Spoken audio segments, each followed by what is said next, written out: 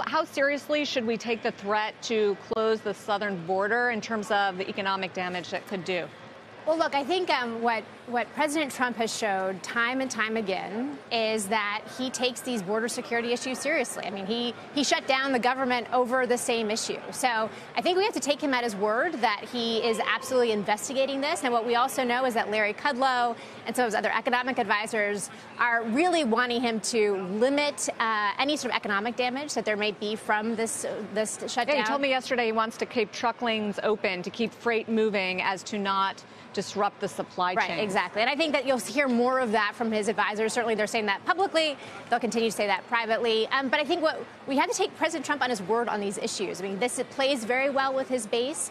And again, the shutdown is any evidence that we need to take him seriously on this. We've also learned, though, through patterns of the president's sort of positions, is we need to take him seriously, but he's also made a lot of threats of economic damage, pulling out of NAFTA, for instance, and then not going through with the worst case scenario and not creating any sort of economic disaster, because he doesn't want that either. He's going to run again. Right, exactly. And obviously his economic record to him is very important. And going into 2020, it's going to be increasingly important.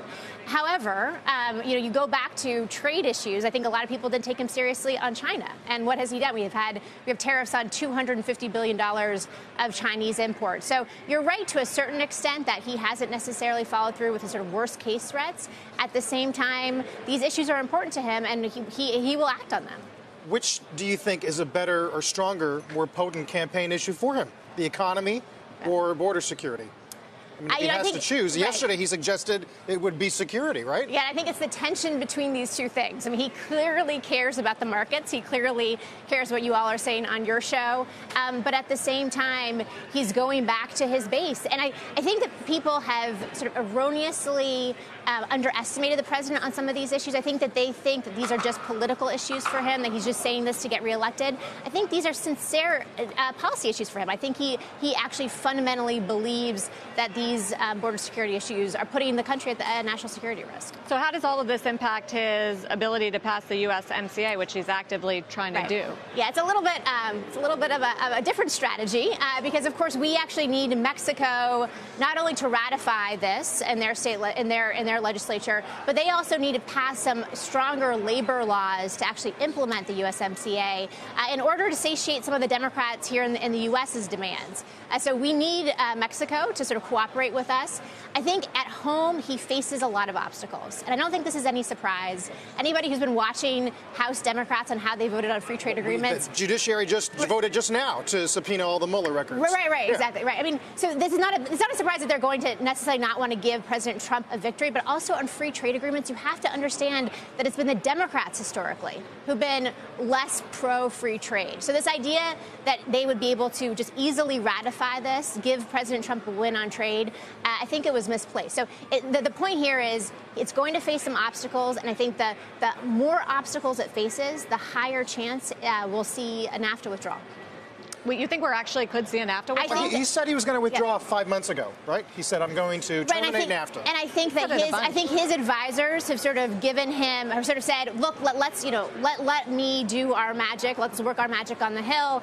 I do think that there will come a point, especially, coming to the summer, if we don't see ratification, if we don't see House Democrats bring this up for a vote, that there's a very good chance that we could see withdrawal. Now, what withdrawal does is it just triggers this 6-month clock.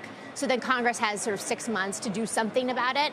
But of course, markets would not view that very favorably. We mentioned the Elizabeth Warren op-ed. Yeah. We spent this morning talking about Ron Wyden mark-to-market taxation of securities. How much of the policies you're hearing now you just dismiss out of hand because of the season we're in? Yeah, I think from a market's perspective, you have to take some of this somewhat seriously because it obviously is moving the debate, especially among Democrats.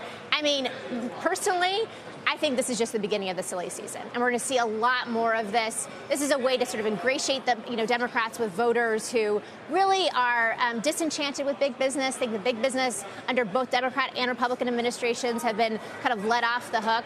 But personally, I would take this very, very seriously. And to your point, you would or would not? I would not. You would not. And I don't. This does not have 60 votes in the Senate. And even if Democrats control the Senate, I'm very skeptical that we can agree with you. But look at what happened with Tim Sloan. You know, I mean, Elizabeth Warren just piled on the pressure to the point where Wells Fargo felt that, you know, that it was too much and it was a distraction. Yeah, no, and it's a good point. And I do think that the Democrats, especially on the very progressive left, are moving the debate left. And that will have market implications over the next, 18 months.